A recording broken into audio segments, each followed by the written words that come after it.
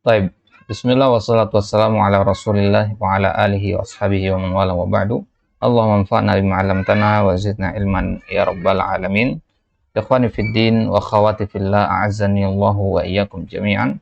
Alhamdulillah ta'ala naltaqi marratan ukhra linadrusa ma'an usul al-fiqh min syarh al-usul min ilmi al-usul li fadilati Syekh Muhammad ibn Shalih Al-Utsaimin rahimahullahu ta'ala. Taib. فنحن الآن ما زلنا في باب النسخ، ما زلنا نتكلم عن النسخ. والآن بعد أن عرفنا ما هو النسخ لغة واصطلاحا وتكلمنا عن بعض النقط أيضا، والآن سنأخذ ما حكم النسخ عقلا وشرعا وما المراد من قولنا شرعا أو عقلا هنا. طيب، افتحوا في الصفحة 401. Baik. Qala huna wan naskhu jaizun aqlan wa waqi'un syar'an. Nasakh hadha jaizun aqlan. Jaiz bin nadhari ila al-aql. Al-aql yaqul an-nasakh hadha yajuz. Wa waqi'un syar'an. Wa syar' aidan yaqul anna an-naskha yajid aw yujad aw mawjud. Ada mana waqi' huna. Asy-syar' yaqul anna naskha mawjudan, hakadha. Anna naskha mawjudun. Baik. Wa hadha aidan mu'tarakun dankun. Wa hadha aidan mu'tarakun dankun. Bimana hadzal kalam fihi syai'. Hadhihi al-ibarah bimana hadzal kalam fihi nazar. Ya, karena kalam ini ada sesuatu yang kurang tepat di kalimat ini. Ya. Nasakh boleh secara akal dan memang terjadi secara syariat. Ya. Di sini ada sesuatu yang kurang tepat begitu. Apa dia? Idza waqa'a syar'an fama baluna nazkurul aqla. Kalau secara syariat nasakh itu maujud, maka ngapain kita nyebutkan kata al-aql? Gitu kan? Ya, karena al-aql sama asy-syara' tidak mungkin akan bertentangan. Idza waqa'a syar'an sawa'an aqarral aqla am lam yuqir. Ya. Entah kalau dia terjadi secara syariat, dalam tinjauan syariat nasakh itu terjadi, entah akal itu merestuinya atau tidak, entah akal itu setuju apa tidak, maka secara syariat dia tetap ada begitu.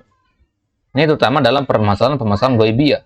Ya. Permasalahan ghaibiyah akal tidak sampai ke sana.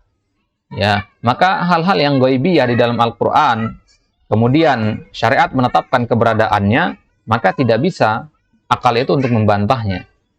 Mau nggak mau akal itu pasti akan menerima, dituntut harus menerima. Nah, maka dalam kalimat ini kenapa Syekh menyebutkan akal juga?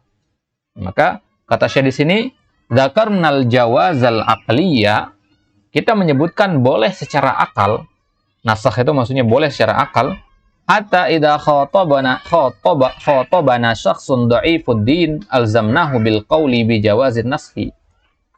Agar kalau nanti ada orang yang dha'ifuddin, agamanya lemah, berbicara kepada kita, kemudian dia mengatakan bahwasanya nasakh itu boleh, laisa kullun nas yaqbaluna syara' la yaqbalu syara' illa man aman wa ma kana lil mu'minin wa la mu'minatin idza qadallahu wa rasuluhu amran an yakuna lahumul khiyaratu min amrihim. Amma ghairul mu'min faqad yakunu lahu khiyarah min amrillahi wa rasulihi. Ya, jadi sama maksudnya, ini adalah untuk raf'ul waham, untuk menghilangkan keraguan dari orang yang agamanya lemah, ya, yang mengatakan bahwasanya nasakh itu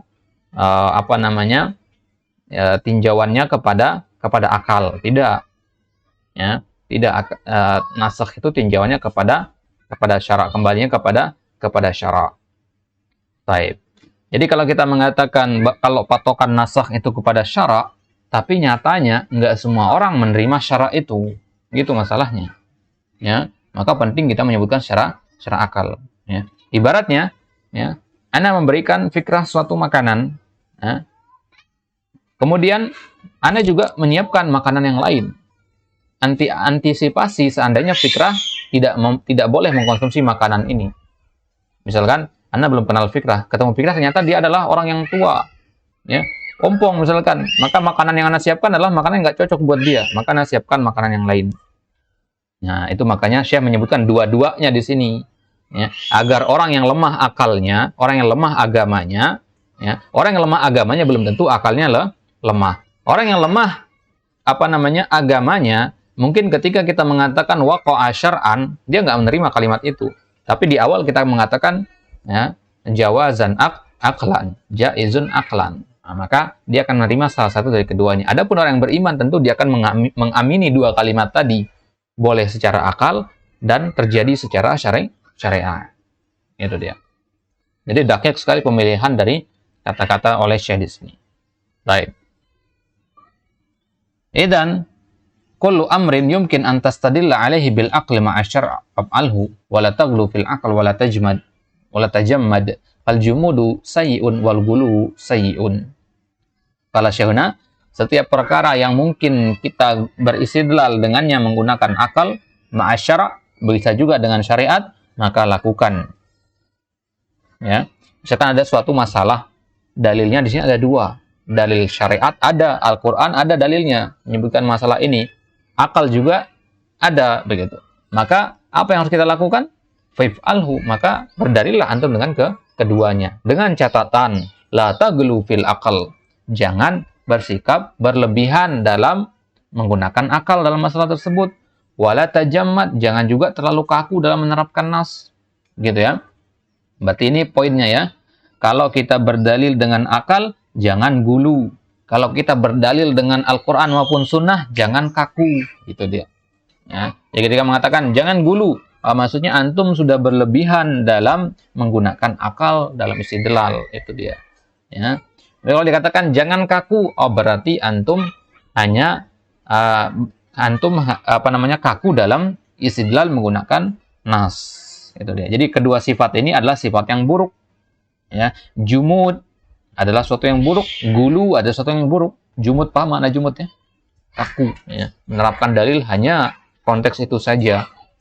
Itu mana al-jumud. Jadi jumud itu buruk, gulu itu juga buruk. Jumud itu dalam istidlal dengan nas, gulu itu dalam istidlal bil akal. Maka yang tepat dalam masalah istidlal ini adalah ya beristidlal dengan Al-Quran, juga beristidlal dengan akal ala qadrihima, sesuai dengan porsi keduanya. Ya, sesuai dengan porsi keduanya. Tidak bisa salah satu melebihi salah satu yang lain, nggak bisa. Ya. Ya, kita katakan akal melebihi nakal, tidak bisa. Nakal melebihi akal juga tidak mungkin bisa. Kenapa kita katakan begitu? Karena beda bentuk. Beda bentuk dia. Ibaratnya pintu sama kunci. Nggak bisa kita katakan pintu lebih besar dari kunci. Atau pintu lebih bermanfaat dari kunci. Nggak bisa dibandingkan keduanya. Terlalu jauh. Begitu. Baik. Yakni kaununa nuhmilul aqla wa nada'ahu wa nada'uhu janiban wa naqul ma yumkin illa syar'a hadha khata'. Jadi nggak bisa juga kita menghilangkan peran akal. Kita tidak gunakan akal, kita letakkan akal di sisi yang lain, kemudian dalil Quran di sisi yang lain, nggak mungkin juga. Ya, hadha khata'. Wa qaununa na'malul aqla wa nad'u janiba syar'a hadha aidan khata'. Begitu juga sebaliknya, kalau kita hanya fokus menggunakan akal tapi kita melemahkan sisi syariat, ini juga khata'. Walihada qala Syekhul Islam Ibnu Taimiyah wa wafaqahu tilmiduhu Ibnu Al-Qayyim fi At-Turuq Al-Hukmiyah Al-Hikamiyah ya, At-Turuq Al-Hikamiyah, ma adarra an-nas wa ja'ala al-hukam yahkumuna bi ghairi syar'illah illa al-jumudu ala zahirin nusus hatta alghal ma'ani al-maqsudah lisyara' bi hadhihi an-nusus wa saru jamidina 'ala al-labdi la yata'addunahu fasatala 'alaihimul wulad wa qalu antum ma ta'rifuna as-siyasah ma hadha 'ishuka fadriji ya'tuna lahum bil asya'il ma'qulah allati yu'ayyiduha asy-syara' fayaquluna la. Nah, maka kata Syekhul Islam Ibnu Taimiyah ya, yang paling memudaratkan manusia ya, di dalam hidupnya adalah jika mereka mengangkat seorang pemimpin yang dia tidak berhukum dengan syariat Allah, kecuali dia pasti jumud di situ. Ya, pemimpin kita ini berdalil dengan Al-Quran, tapi dia jumud masalahnya. Ya, dia kaku dalam berdalil. Ya, dia hanya membatasi dalam zahir nas saja. Ya, Maka akhirnya hatta alghul ma'anil maqsuda li syar'i hadin nusus. Maka akhirnya mereka, para hakim yang jumud tadi, para pemimpin yang jumud tadi, mereka menghilangkan makna sebenarnya dari syariat tersebut, dari dalil tersebut. Akhirnya mereka menjadi orang yang kaku, ya, orang yang jumud, ya. Mereka tidak melewati dalil zahirnya dalil, ya. Kemudian ketika kita bantah mereka, ya, wahai hakim, jangan terlalu jumud, jangan terlalu kaku dalam menggunakan dalil, mereka mengatakan, kalian tuh nggak kenal siasah, kalian tuh nggak tahu apa itu ilmu pemerintahan, kalian nggak tahu apa itu leadership seperti itu, ya, maka udah biarkan kami yang menggunakan dalil ini untuk kemaslahatan kalian. Nah, maka mereka perbuatan yang seperti ini adalah perbuatan yang merugikan, ya. Kelakuan seorang pemimpin yang beristidlal dengan Al-Quran dan Sunnah tapi dia jumud di dalamnya, ini akan merugikan orang-orang yang dipimpinnya.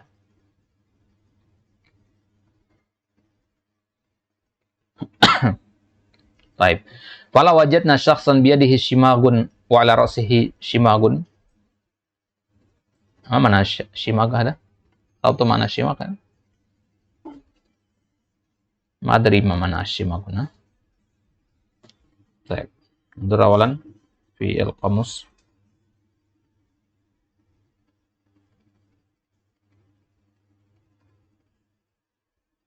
نعم شماغ هذا شال, ya. Shal, penutup kepala tradisional ada. Antum tahu kalau orang berhaji, kain orang haji itu kayak gini, ya, warna merah itu, namanya shimag.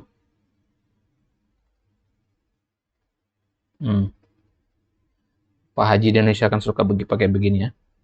Shimag itu shal, kain, ya, sorban, tapi dipakai untuk menutup kepala begini. Ya, tidak dililit-lilit, cuman dipakai tutup kepala, ya. Kemudian baru ditaruh ekol di atasnya. Nah, itu namanya shimal, ya. Maka kata Syekh di sini, seandainya kita mendapati ada seorang di tangannya ada shimak, kemudian di kepalanya juga ada shimak, wa akhar hasir ra'si yalhaqu bihi yaqul ya walad a'tini shimagi faj'na bihima ila qadin la yanzurul aql itlaqan qala hasir ra'si ya qadi uhkum bainana bil haqqi wa la tushattid hadha akhi ma'hu shimagain wa ana ma alayya shay akhadha shimagi fa qala al qadi qala an-nabi al bayyinatu 'ala al mudda'i wal yaminu 'ala man ankar ji'a bi bayyinatin qala subhanallah law kanat indi bayyinah ma sata alayya wa akhadahu min fawqi ra'si fa qala ji'a bi bayyinatin wa illa ma laka shay thumma yaqulu lil mudda'i alayh ihlif wa sariqu shimak la yahumuhu an yahlifa kadiban laysa hadha huwa ma yaqtadihi syara' fal bayyinatu ma abana al haqqu wa hiya mawjudatun huna. Kalau ada misal qad takalamna anhu lakin al qasdu annani ahussu talibal ilmi ala annahu mata amkana al jam'u baina ad dalilain al aqli wa syar'i fasluku, ya. Nah, tapi tujuan dari Syekh di sini, kesimpulannya bahwasanya saya, kata Syekh, menganjurkan kepada para penuntut ilmu agar selama jika ada kemungkinan untuk mengumpulkan antara dua dalil akli dan syar'i, maka kumpulkanlah, maksudnya pakai kedua-duanya, gitu ya. Fa in ta'aradat ad-dalilan, bagaimana kalau kedua dalil tadi bertentangan, akli dan syar'i, wala yumkin ta'aruduhuma, meskipun sebenarnya tidak mungkin ada pertentangan di antara keduanya, illa inda syakhsin qasirin fi ilmihi aw qasirin fi fahmihi aw sayyi'in fi qasdihi, ya. Karena tidak mungkin dalil syar'i itu bertentangan dengan dalil akli. Kalau sekilas mungkin dalil syar'i itu bertentangan dengan dalil akli, maka ketahuilah, ya, permasalahannya adalah pada orang yang memahami dalil itu, bukan pada dalil itu sendiri. Dalil tidak mungkin ada kontradiktif di dalamnya. Tidak mungkin ada kontradiksi di situ, ya. Hanya saja kalau orang itu qasirun fi ilmihi, ilmunya sedikit, atau qasirun fi fahmihi, akalnya tidak digunakan di situ, atau niatnya salah, maka bisa jadi dia mengatakan ayat ini bertentangan dengan akal, ayat ini bertentangan dengan logika. Faqad yakunu indahu ilmun wa indahu fahmun, lakin sayil qasdi yadribul aqla bin naqli min ajli an yunaffiran nasa minan naqli al-kitabi wa sunnah wa hadha syai'un musyahad. Kata Syekh di sini, bisa jadi seseorang itu pemahamannya bagus, kemudian ilmunya bagus, akan tetapi niatnya salah. Ya, maka akhirnya akalnya digunakan untuk merusak atau membantah nakal, ya, dengan tujuan untuk membuat orang kabur dari nakal Alkitab wa Sunnah. Dan ini adalah sesuatu yang musyahad, kata Syekh, sesuatu yang waqi', sesuatu yang maujud di zaman ini. Banyak orang yang melakukan hal-hal seperti ini. Dia adalah alim ulama, tapi tujuannya adalah untuk memecah belah kaum muslimin, menjauhkan kaum muslimin dari istidlal dengan Al-Quran maupun Sunnah. Wa qasdi bin nadhari huna an-nadharus sahih, amma ghairus sahih fala yumkin al-istidlalu bihi aslan, li'annahu laysa bidalil. Ba'dul ulama idda'a annahu la yajuzun nasakh. Qalu li'anna an-naskha yastalzimul bada' awil ilma awil ilma ba'dal khafa'. Wa man al-bada anna Allah ibtada'a lahu amrun jadid ghayyara bihi al-hukma faka'annahu arada hadzal hukma tsani an-nasikha lakin zalla fil awwal falidzalika naqul hadza mumtani' wa hum la yaquluna bin nasakh khaufan min hadzal illah. Di sini Syekh menyebutkan perkataan sebagian ulama yang mengatakan bahwasanya nasakh itu tidak boleh. Apa dalil mereka? Orang-orang yang mengatakan nasakh itu tidak boleh adalah, ya, karena nasakh itu mengharuskan sifat al-bada. Apa arti al-bada? Dari kata bada'a, ya, permulaan. Ya, aul ilma ba'dal khafa, atau berilmu setelah sebelumnya tidak berilmu. Maksudnya apa? Jadi ketika Allah Subhanahu wa taala menasakh suatu ayat atau menasakh hukum suatu ayat, itu seolah-olah Allah telah melakukan kesalahan dan ingin dikoreksi. Apa maksudnya, ya? Ibaratnya antum menulis kata, kemudian saat membaca ini kata ini salah, hanya antum coret, ganti dengan kata yang baru. Jadi seolah-olah Allah seperti itu. Allah telah melakukan kesalahan dengan menyampaikan hukum yang pertama, sehingga Allah kemudian menasakh hukum yang pertama, bawakan hukum yang kedua. Maka mereka mengatakan berarti nggak mungkin Allah melakukan kesalahan, ya kan? Nggak mungkin Allah melakukan kesalahan. Maka akhirnya mereka, ya, tanpa berpikir panjang mengharamkan adanya nasakh. Nasakh itu nggak ada. Mereka takut dari adanya ilah tadi. Konsekuensinya besar, karena itu mengatakan Allah itu melakukan kesalahan. Baik. Yaqulun, mereka mengatakan, aw yasalzimul ilmu ba'dal jahl. Fa fil awwali asbata hadzal hukma jahlan thumma alima annahu ghairu munasibin fanasakhahu wa hadza laysa bijaizin aqlan. Begitu juga seolah-olah kita mengatakan Allah itu dulunya jahil, kemudian akhirnya menjadi berilmu, kemudian dihapus yang kejahilan tadi. Ya, Allah menetapkan sesuatu, ya, kemudian Allah mengetahui ada sesuatu yang lebih baik dari itu, akhirnya sesuatu yang pertama dihapus. Nah, berarti Allah yang dulu tidak tahu berarti sekarang menjadi tahu. Maka ini tidak benar, ya. Menurut mereka ini tidak benar, maka berarti nasakh itu tidak ada. Maka kata Syekh di sini, wa hadza qalahul yahud. Ini perkataan orang Yahudi. Wa qalahu bihi ba'dul ulama aidan. Ironisnya sebagian ulama mengatakan seperti itu. Hatta qala Abu Muslim al-Asfahani, laisa fil Qur'ani naskhun wa la yumkin an yujad an-nasakh, walakin sayati insyaallah taujihu kalamihi. Ya, bahkan sampai Abu Muslim al-Asfahani, ulama ini, ya, dia mengatakan dalam Quran itu nggak ada nasakh. Ini saking apa ya? Saking takutnya untuk mengatakan, ya, sesuatu yang berbahaya tentang Allah. Memang ini sikap yang bagus, tapi terlalu berlebihan memutlakkan tidak ada nasakh dalam Al-Quran, ini kan keliru. Akan ada taujihnya insyaallah. Waqad kadzdzaballahu azza wa jalla al-yahuda. Allah Subhanahu wa taala membantah, mendustakan orang-orang Yahudi. Allah katakan, kullu ta'ami kana hillan li Bani Israil. Semua makanan itu halal bagi Bani Israil. Ya, karena orang-orang Bani Israil di zamannya Nabi Musa, itu mereka mengharamkan makanan-makanan tertentu yang padahal tidak ada dalam Taurat. Gitu ya. Mereka mengharamkan memakan hewan yang berkuku belah. Kambing dan beberapa hewan yang lain berkuku belah, maksudnya yang kalau ada kakinya itu ada 2 kukunya begitu. Ya. Banyak mereka haramkan hewan-hewan makan makanan tanpa ada dalil. Maka kata Allah, kullu ta'ami kana hillan li Bani Israil. Semua makanan itu halal bagi Bani Israel, kecuali ma harrama Israilu ala nafsi, kecuali yang diharamkan oleh Israel, ya, Nabi Israel, Nabi Yakub, ala nafsihi, atas dirinya sendiri. Ya. Wa hadza naskhun li anna at-takhsis naw'un minan nasakh. Ini namanya nasakh berarti kan. Di sini Allah sendiri yang menasakh. Allah sendiri yang menasakh bahwasanya hewan-hewan yang kalian haramkan tanpa dalil itu adalah hewan-hewan yang halal untuk dimakan. Allah bantah mereka. Dan sekarang ada ulama yang mengikuti perkataan orang Yahudi, begitu maksudnya. Sedangkan Allah sendiri sudah menasah perkataan orang Yahudi. Summa innahum ani al-yahud yaqul man khalafa syari'ata Musa fahuwa ala batil idan fahum yaz'umuna bi anna syari'ata Musa nasikhatun lima qablaha. Fa kaifa yunkirunahu ala ghairihim wa yukirrunahu li anfusihim. Ya. Jadi orang-orang Yahudi ini mereka mengatakan barang siapa menyelisih syariat Nabi Musa maka dia berada di atas kesesatan.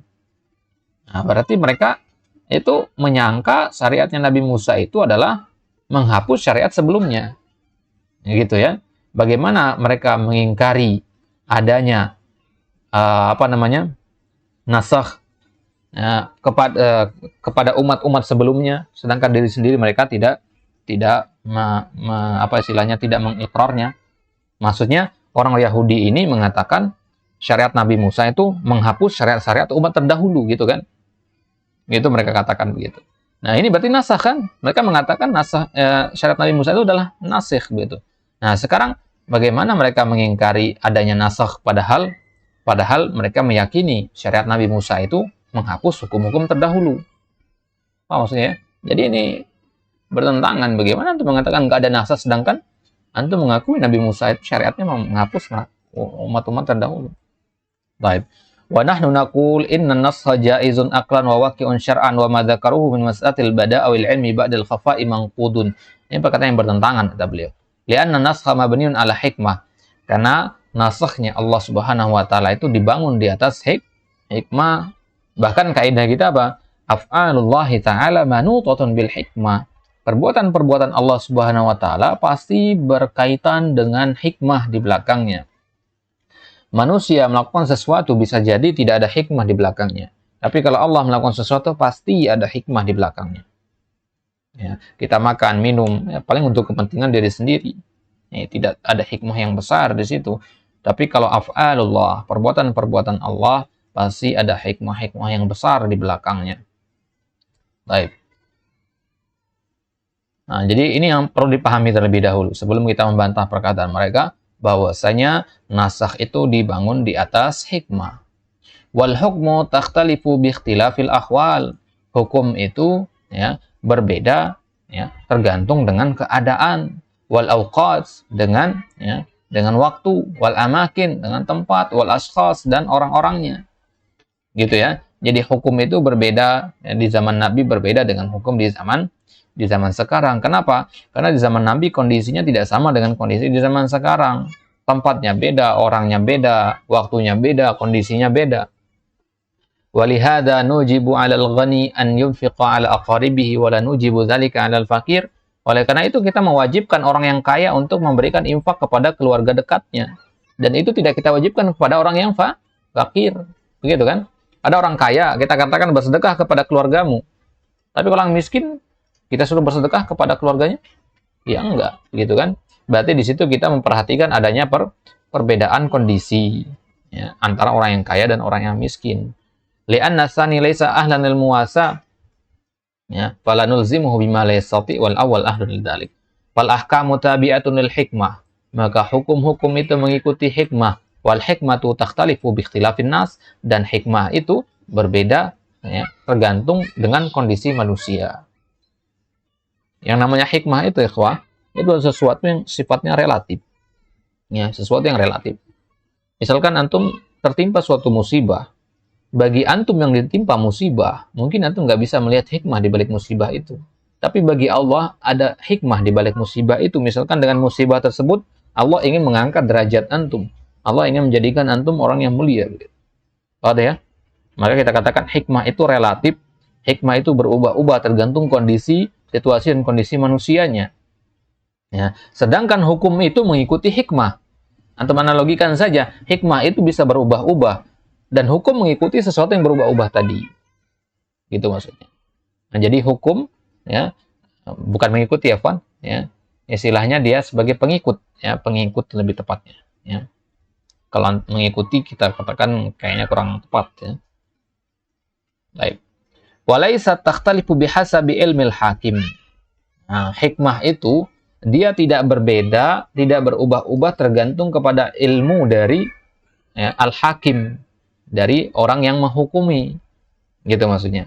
Wal hakim ya'lamu anna hadzal hukma fi hadzal zaman aw li hadhil ummah munasibun wa fi zamanin akhar aw li ummatin ukhra ghairu munasib. Walihada kana nasxu huwa muqtadal hikmah wa laysa mukhalifan lil hikmah.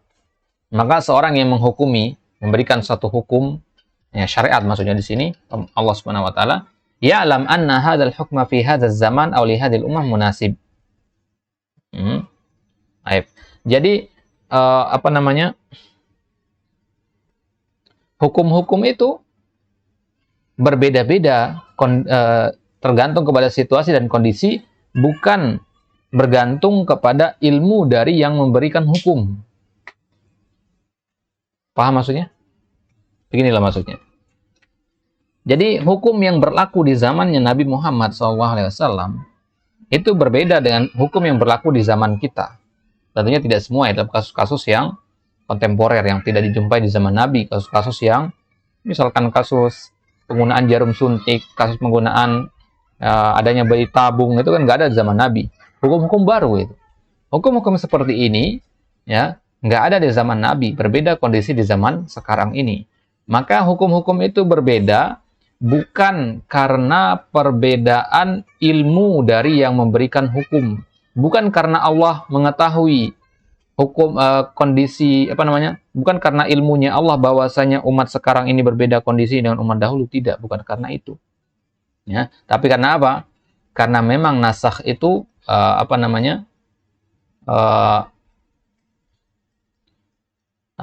karena nasakh itu adalah muqtadul hikmah, nasakh itu adalah konsekuensi dari hikmah, dan walaysa mukhalifan lil hikmah, dan nasakh tidak mungkin menyelisih hikmah. Nah, jadi maksudnya hukum kita katakan sebagai pengikut bagi hikmah, ya, hukum mengikuti si hikmah ini, dan hikmah itu berbeda-beda tergantung kondisi zaman, bukan tergantung kepada ilmu yang memberikan hukum itu. Kondisi zaman yang menyebabkan hukum itu berbeda-beda. Hakikat hukum itu tetap sama, hanya saja dia menyesuaikan setiap kondisi zaman. Ibaratnya antum punya air, masukkan ke botol, dia akan menyesuaikan bentuknya mengikuti bentuk botol. Atau masukkan ke ember, dia akan menyesuaikan bentuknya mengikuti bentuk ember. Akan tapi hakikatnya tetap satu, yaitu air yang sama. Meskipun antum campur dengan zat-zat yang lain, jadi kopi, jadi teh, dia akan tetap dinamakan air. Air kopi, air teh, antum mengatakan. Baik.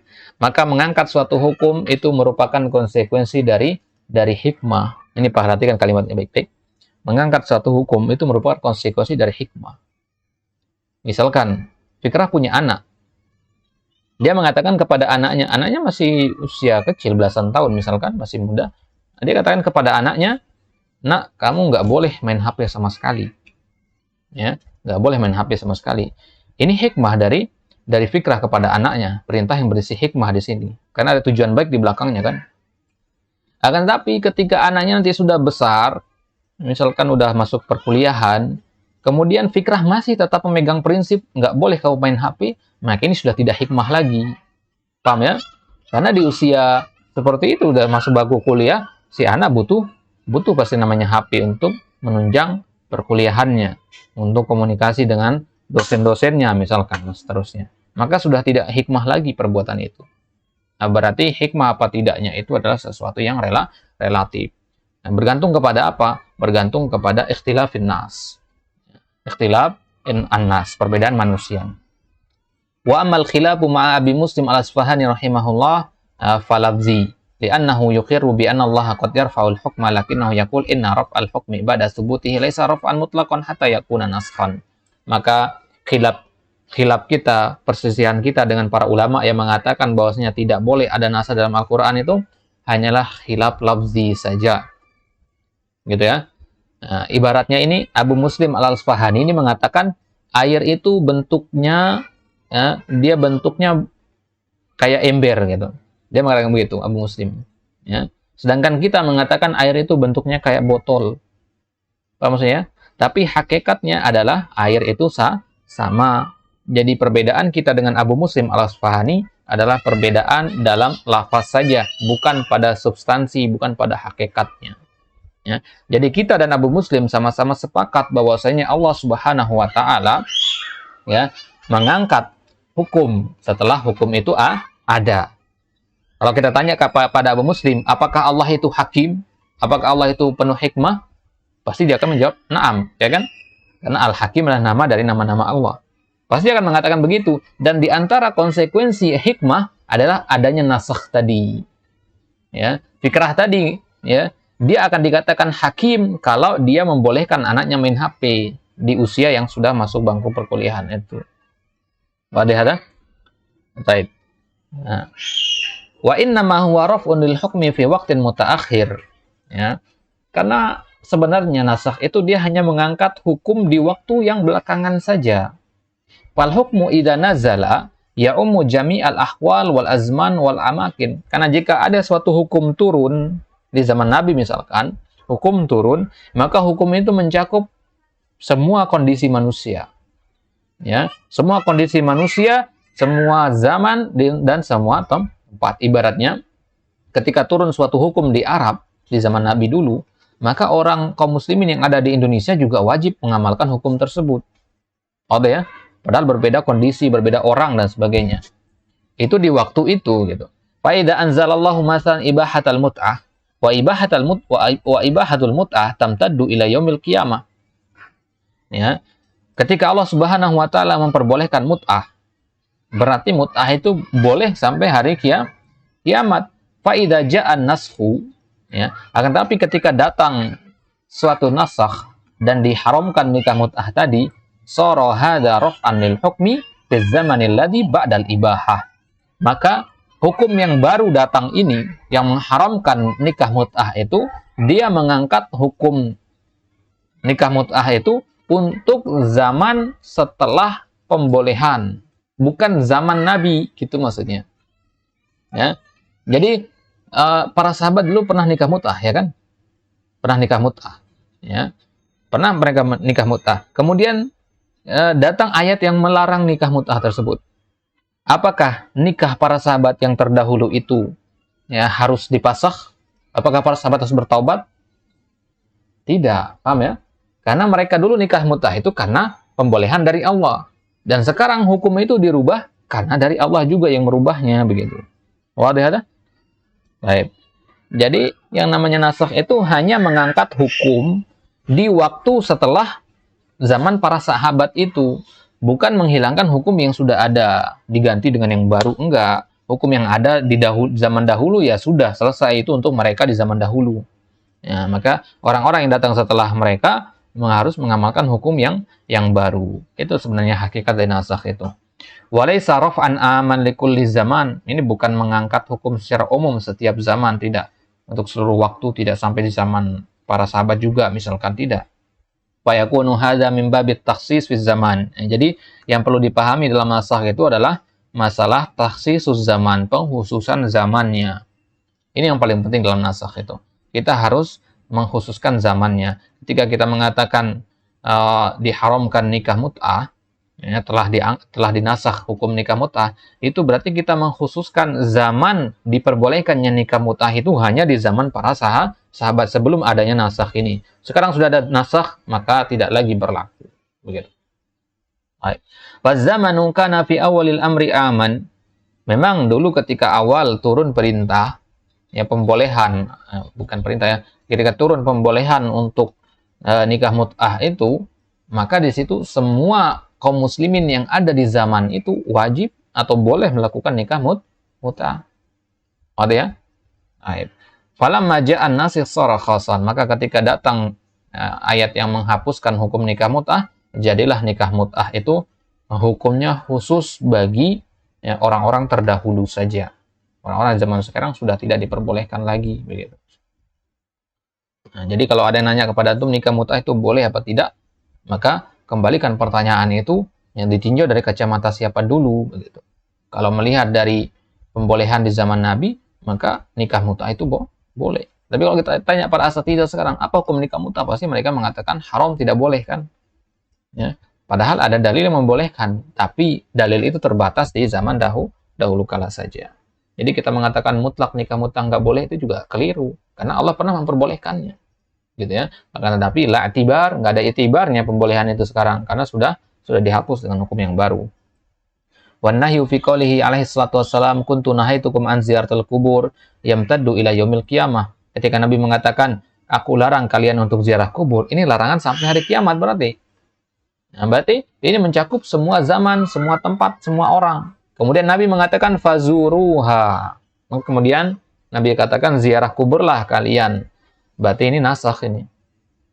Kharajal an baqiyatu zaman minan nahi falam yarfa mutlaqan walakin raf'un fi zaman alladhi kana min ba'di taghyiri al-hukmi wa illa fahuwa yuqirru bi anna ar-rasul qala hadha wa anna an-nahya zala wa sara mubahan wa anna musabaratal wahid lil asyrah kanat wajibah thumma sarat ghairu wajibatin fal khilafu ma'ahu fil waqi' syabihan bil khilafil lafzi laisa lahu ma'nan. Ada penjelasan dari contoh tadi. Wa huwa yaqulu hadha takhsisun laisa hunaka naskhun wa ala kulli hal huwa qaulun dha'if wa fil ghalib fa innal qaul ad-dha'if yakunu mutanaqidan. Nah, di sini berarti ada dua perkataan yang kita punya tadi. Perkataan Syekh bahwasanya nasakh itu ya jaizun aqlan wa waqi'un syar'an. Ini pendapat jumhur. Kemudian pendapat sebagian ulama di antaranya Abu Muslim Al-Asfahani bahwasanya nasakh itu ghairu maujud fil Quran mutlaqan. Oke? Nah, bagaimana cara mengumpulkan dua pendapat ini? Cara mengumpulkannya bahwasanya apa yang dianggap nasakh oleh Abu Muslim Al-Asfahani dan orang-orang yang semisal dengan beliau adalah sebenarnya itu taksis. Dan taksis ini merupakan bagian dari nasakh. Berarti sebenarnya Abu Muslim Al-Asfahani mengakui adanya nasakh. Paham maksudnya ya? Baik. Kan tetapi kalau mutlak kita membantah mereka, misalkan kita katakan, wahai Abu Muslim Al-Asfahani, ya, bagaimana untuk mengatakan nggak ada nasakh? Ya, maka dia akan mengatakan, kita berikan contoh kepada dia misalkan, antum mengatakan tidak ada nasakh dalam Al-Quran, tapi ini buktinya begini-begini. Kita bawakan dia dalil begitu. Kemudian dia mengatakan, ini bukan nasakh ya akhi, ini taksis namanya. Jadi perbedaan kita adalah perbedaan lafzi saja. Baik. Wa fil ghalib ainal qaula ad-dha'if yakunu mutanaqidan. Ya, maka kita katakan perkataan Abu Muslim yang mengatakan tidak ada nasakh dalam Al-Qur'an itu adalah perkataan yang dhaif berarti. Maka perkataan yang dhaif itu pasti dia mutanaqid dengan yang benar, bertentangan. Qaluhu amma jawazuhu aqlan fali anna Allah biyadihil amru wa lahul hukmu. Karena kemudian dalil kita mengatakan bahwasanya secara akal nasakh itu ada. Dalilnya apa? Nah, karena Allah Subhanahu wa taala biyadihil amr. Di tangannya lah segala urusan itu. Walahul hukmu, dan Allah lah yang memiliki hukum. Allahu biyadihil amru walahul hukmu fayamuru bimasya. Kalau Allah yang punya urusan, Allah yang punya segalanya, maka terserah Allah memerintahkan apapun yang Dia kehendaki. Wa yahkum bimasya, dan menghukumi dengan apapun yang Dia kehendaki. Li'annahu subhanahu wa ta'ala ar-rabbul malik falahu an yashra'a li ibadihi ma taqtadihi hikmatuhu wa rahmatuhu huwa rabbun wa malik. Konsekuensi ketika antum mengatakan Allah itu adalah Rabb, Allah itu adalah Malik. Ketika antum mengatakan alhamdulillahirabbil alamin, kemudian antum mengatakan Malik yaumiddin, konsekuensi dari kalimat tersebut berarti kita menerima apapun syariat yang ditetapkan oleh Allah Subhanahu wa taala. Karena suatu zat yang kita beri gelar dengan kata Ar-Rabb dan Al-Malik adalah zat yang bisa membuat syariat semau dia. Apa maksudnya? Karena tidaklah dinamakan Rabb dan Malik kecuali dia punya kemampuan untuk membuat syariat. Syariat sesuai dengan dia kehendaki. Akan tetapi syariat semaunya Allah itu maksudnya adalah syariat yang merupakan konsekuensi dari hikmah dan sifat rahmatnya. Allah memang kita katakan membuat syariat semaunya dia, akan tetapi semaunya dia dengan semaunya makhluk itu berbeda. Semaunya makhluk itu pasti ada kezaliman di dalamnya. Antum makan semamaunya ada kezaliman, antum tidur semamaunya ada kezaliman pasti di situ. Tapi kalau Allah yang melakukan sesuatu semau-maunya, itu pasti ada hikmah dan rahmatnya di belakangnya. Ya, baik. Wa ma dzalika fa nahnu nu'min bi annahu la yashra'u syai'an illa li hikmatin. Maka kesimpulannya kita katakan bahwasanya tidak mungkin Allah mensyariatkan sesuatu tanpa ada hikmah. Tidak mungkin Allah memberikan musibah tanpa ada hikmah di belakangnya. Ya, tidak mungkin itu. Pasti ada hikmahnya. Maka dikatakan oleh para ulama, orang yang paling tenang hatinya adalah orang yang beriman dan bertawakal. Kenapa? Karena dia mengetahui hikmah yang ada di belakang setiap musibah. Dia mengimani hikmah itu. Maka iman itu berbanding lurus dengan ketenangan hati. Gitu ya. Kalau antum mau hati tenang, maka harus memperkuat keimanan. Karena hanya dengan iman antum bisa meyakini hikmah-hikmah di belakang setiap musibah. Baik. Qaluhu hal yamna'u al-aqlu an ya'mura al-malik mamlukahu bima arada? Maka kita katakan, apakah akal itu membantah kalau kita mengatakan seorang tuan itu memerintahkan budaknya sesuai dengan yang dia kehendaki? Boleh nggak seorang tuan memerintah budaknya dengan apapun yang dia kehendaki? Secara logika boleh apa tidak? Maka kita katakan, na'am boleh. Falau kana indi abdun, kalau misalkan saya punya budak, wa kullama atani dhaifun qultu lahu ya walad hatil qahwa. Saya punya budak, kemudian setiap kali ada tamu datang saya bilang, ya walad hatil qahwa, bawakan kopi. Wa yaqulu lid-dhaif, ma laka haqqun an ta'murahu bidza? Wa aqulu wa anta ma laka haqqun an ta'tiya limanzili? Wa amri li abdi azharu fi al-haqqiyah min kaunika ta'ti ila baiti. Ya akhi hadha milki wa ana udabbiruhu wa atasarrafu fihi wa laysa hadha bimunkarin alayya. Ya, kita katakan, ya, anak bertamu ke rumahnya Fikrah, ya. Kemudian ketika nyampe rumah Fikrah, Fikrah manggil pembantunya atau memanggil budaknya. Wahai budakku, ke sini bawakan kopi. Kemudian anak yang melihat perbuatan Fikrah tadi memerintah budaknya semaunya dia misalkan, maka anak bilang, Fikrah, enggak apa hakmu untuk memerintah dia dengan seperti itu? Dia manusia juga, enggak punya hak kamu memerintah dia. Ya, maka Fikrah akan menjawab, ya, kamu juga nggak punya hak untuk datang ke rumah saya. Ya, kamu juga nggak punya hak untuk datang ke rumah saya. Perintah saya kepada budak saya itu dari sisi hak, ya, lebih kuat daripada kedatanganmu ke rumah saya. Kenapa? Karena kamu nggak punya hak atas rumah saya, sedangkan saya punya hak atas budak saya. Paham maksudnya ya? Jadi saya berhak memerintah budak saya, sedangkan kamu tidak berhak untuk datang ke rumah saya. Gitu maksudnya. Nah, makanya kita namakan bertamu. Gitu ya. Bertamu itu ya tergantung mau diterima apa tidak, karena memang kita tidak punya hak kepada rumah dan pemilik rumah. Maka ketika kita bertamu dan pemilik rumah sedang tidur atau sedang ada uzur sehingga tidak mau menerima kita, maka kita nggak punya hak untuk tetap memaksa masuk. Baik. Idzan la ahad yunkiru 'alaika an ta'mur 'abdaka bima tu'id. Kesimpulannya, ya tidak ada yang mengingkari antum kalau antum memerintah budak antum dengan sesuai yang antum kehendaki. Yakni mimma lakal amru bihi ihtirazan mimma law amartahu bi amrin la yahillu laka syar'an hada ma'lum annahu yunkar 'alaika fi. Kecuali kalau Fikrah memerintahkan budaknya untuk hal-hal yang haram. Ya, ketika datang ke rumahnya, Fikrah mengatakan kepada budaknya, wahai budakku, pergi ke rumah fulan, kemudian curi hartanya. Maka ini harus ana ingkari. Baik. Wa milkiyatullahi lana awsaq wa aqwa wa aula wa azhar wa ajla min milkiyatis sayyid li 'abdihi. Maka ya, kepemilikan Allah kepada kita kan hambanya ya. Kita adalah budak dari Allah. Kita adalah hamba dari Allah. Maka kepemilikan Allah kepada kita itu adalah kepemilikan yang paling kokoh, paling kuat, paling utama dan paling jelas daripada kepemilikan seorang tuan kepada budaknya. Jadi, ya mau diarahkan kemanapun oleh Allah, perintahkan kemanapun kita harus ngikut. Karena kepemilikannya adalah kepemilikan yang mutlak, tidak bisa diganggu-gugat. Walihada pemilkiyatullahi lana milkiyatun mutlaqatun la munazi'un fiha, lakin milkiyatus sayyid li'abdihi milkiyah khasirah walahu fiha munazi' falau qasura ala hadal abdi bin nafaqa aw ajbarahu al-hakim ala al-infaq aw naqlu al-milk. Fikrah misalkan punya budak, kemudian budaknya nggak dikasih nafkah, maka ana punya hak untuk membantah Fikrah di situ. Paham maksudnya? Atau untuk memerintahkan Fikrah menjual budaknya kepada orang lain. Kalau nggak mau infak, memberi makan budak antum, udah lepaskan budak antum. Itu wajib, itu hukumnya.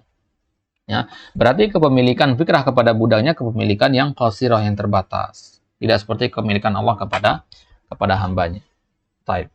Lakin law aradallahu bi 'abdihi bi ibadihi su'an fala maradda lahu wa lahul hukmu. Seandainya, ya, dan ini tidak mungkin terjadi.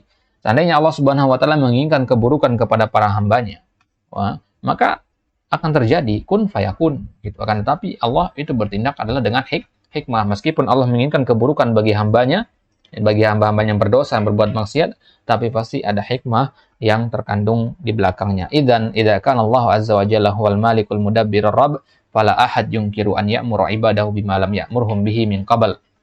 Berarti kesimpulannya, kalau Allah Subhanahu wa taala adalah ya tuannya kita, ya, yang memiliki hak mutlak atas kita, maka nggak boleh salah seorang yang mengingkari perintah Allah kepada hambanya, meskipun perintah itu belum diperintahkan sebelumnya. Sebelumnya Allah tidak memerintahkan kita, misalkan untuk bertauhid, kemudian Allah perintahkan kita untuk bertauhid, maka tidak boleh ada seorang pun yang membantah perintah tadi. Ini maksudnya nasakh. Ya, ini maksudnya dari nasakh tadi. Jika sebelumnya Allah Subhanahu wa taala memberikan kita suatu hukum, misalkan kemudahan atau diperbolehkan kita untuk nikah mut'ah, kemudian Allah mengatakan jangan lagi nikah mut'ah sekarang, maka mutlak kita harus mengikuti perintah yang kedua. Kenapa? Ya, karena itulah konsekuensi dari tauhid rububiyah itu. Ya, itu konsekuensi dari kita mengakui Allah itu Al-Malik Al-Mudabbir. Au an yubiha lahum ma nahahum anhu min qabl li'annahu rabbuhum idzan al-aqlu la yamna'u an-naskha. Berarti akal itu kesimpulannya dia tidak membantah adanya nasakh. Ini dalil syar'i dan dalil akli. Secara syariat tidak, ya. Secara syariat itu tidak membantah adanya nasakh. Secara akal juga begitu. Akal logika tidak membantah adanya nasakh. Berarti dari dua sisi ini nasakh itu sabit. Berarti tidak ada lagi celah untuk masuk perkataan yang mengatakan nasakh itu tidak ada dalam Al-Qur'an. Oke ya? Jadi kalau ada yang ngomong antum nanti nasakh itu enggak ada dalam Al-Qur'an, ya akhi. Kalau antum mengatakan nasakh ada dalam Al-Qur'an, berarti antum mengatakan Allah itu jahil. Allah itu pernah kepleset, salah memutuskan hukum. Enggak ya akhi, ya. Ya, konsekuensi dari mengatakan Allah Rabb kita adalah dengan meyakini ini. Jadi dari sisi syariat maupun akal, ya, nasakh itu ada dan harus diamalkan. Ya, ada dan memang harus diamalkan. Ya, baik.